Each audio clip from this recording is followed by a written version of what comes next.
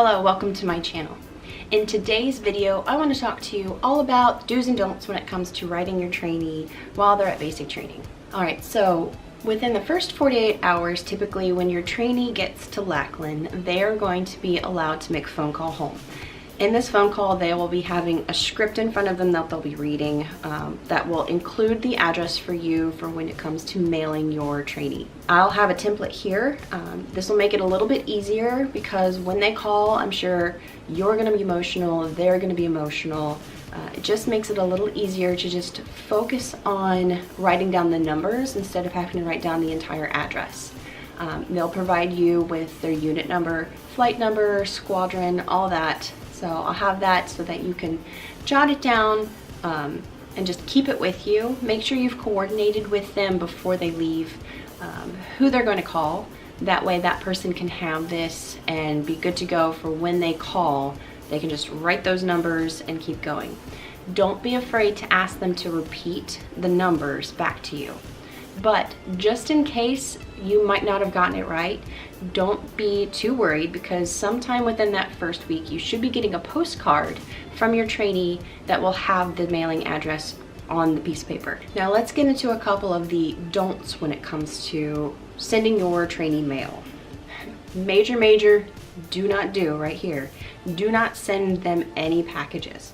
Now unless they've specifically requested you send them something, don't send it. This could give them extra attention from their training instructor. And when I say extra attention, I'm talking about they could be asked to do extra duties. They could be told to do extra sit-ups or push-ups. And this might not just affect your trainee, this could affect the entire flight. So you want to make sure that you bring the least amount of attention to your trainee as possible. Another major no-no is don't send them any sort of consumables. Don't send them any gum, any sort of candy. Again, this could cause extra tension that is not wanted. Another don't when it comes to writing your trainee is don't send them any sort of musical cards or cards with glitter or confetti. Again, unwanted attention. I have heard a story where somebody had sent a card that had glitter or little beads on it that they thought were pretty. The beads fell off, the glitter fell off, and instead of just that trainee getting in trouble, the entire flight was asked to pick up every little piece off the floor one by one. Another don't send your trainee money. When I say money, I'm saying cash, because every single bill that they have to write down the serial number and they have to keep track of it. Say you send them $5 and they break that into ones, they have to write every single serial number of every dollar bill down. Do not send your airmen anything pornographic. You don't want anything explicit. You don't want anything that you wouldn't want your grandmother to see. This can get them extra attention. This is not something that is tolerated whatsoever in the military when it comes to, especially at basic training. You do not want to send anything explicit. Don't send them any magazines, puzzles, books, anything of that nature. Articles and clippings are okay, but don't send them the whole paper. I know some of you women out there, you want to spray the card with your perfume to make it smell like you and kind of remind them of home. I warn you, don't do that. Again, extra attention, that smell, I mean, that's not something they're used to having in their dorm rooms, so it could cause issues. There could be somebody there with allergies, it could make them flare up. So you want to steer clear of doing anything like that. The last don't I want to go over is don't put anything on the outside of the envelope other than the address and possibly a number. That's it. Don't put hearts, don't put anything lovey or gushy on the outside because they're not the only ones that are going to be reading this. The mail's going to pass through a lot of people's hands before it gets to your trainee. So don't put anything on there that might cause, again, extra attention from their instructor.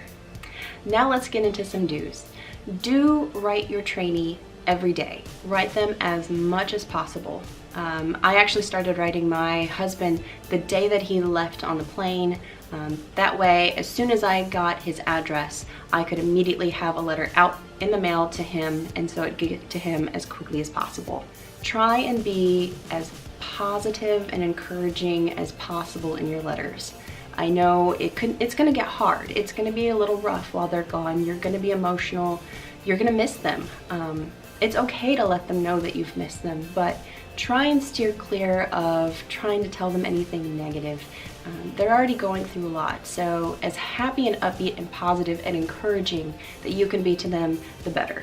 If you're struggling to have things to write about to them, just tell them about your day. Tell them how things are going. One of the things that I did was every day at the end of the day, once my kids were asleep, I wrote my husband and let him know just how my day went, how the kids were doing, even things as mundane as what we ate. Just to let him know how things were going back home, letting him know that the world is still turning.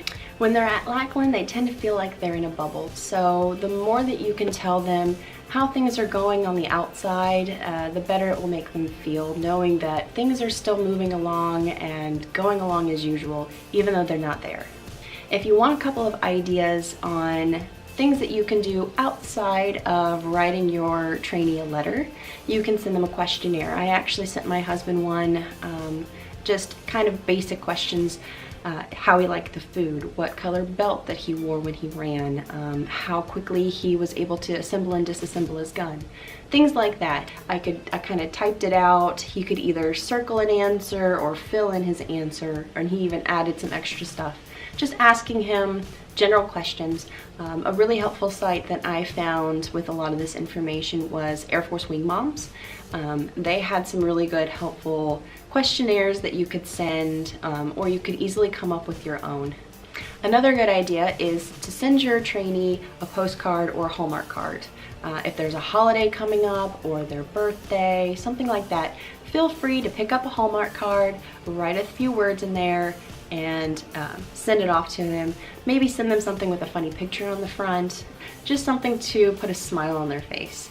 Anything that can help just keep that morale up and keep them happy and keep encouraging them.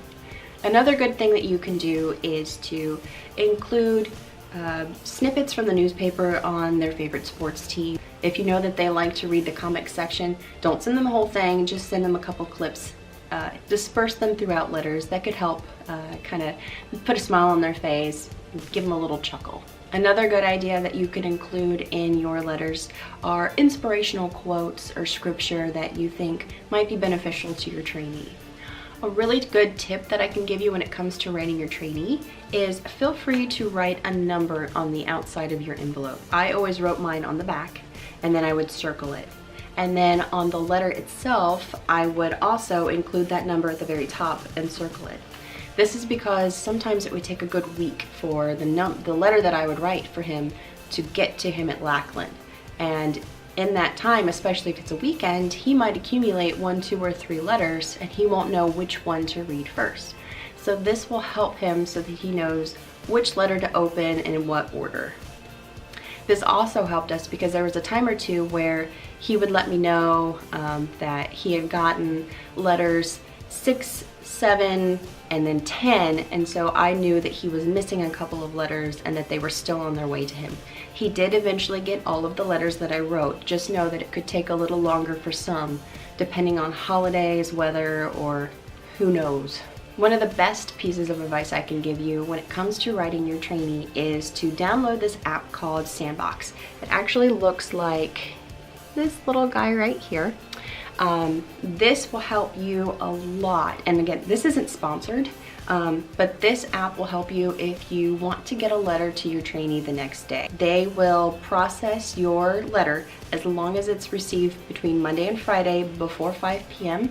It will make it to them the next day. I was able to, when my husband left, our son had surgery, and I was able to write him the day the surgery happened, let him know how it went, and it got to him the next day instead of a week, which is what typically was the time frame from when I was able to send a letter to when it actually got to him at Lackland. So it does cost, it was like $11 for 3 letters to be sent, but in my mind, having that peace of mind that the letter got to him the next day was priceless. It's really simple. So you open up the app, you'll be able to put in their information for their address, dorm, everything like you've been doing. You fill out a letter, and you can actually include quite a bit of information in just one letter, and you're also able to send one picture. Now don't be discouraged that it's just one. If you think ahead of time, you can actually create a collage of pictures on your phone into one picture and then open that up, save it, send it to them. It makes it a little bit nicer that way. When you write them in the Sandboxx app and you hit that send button, it's gonna allow you to track the letter.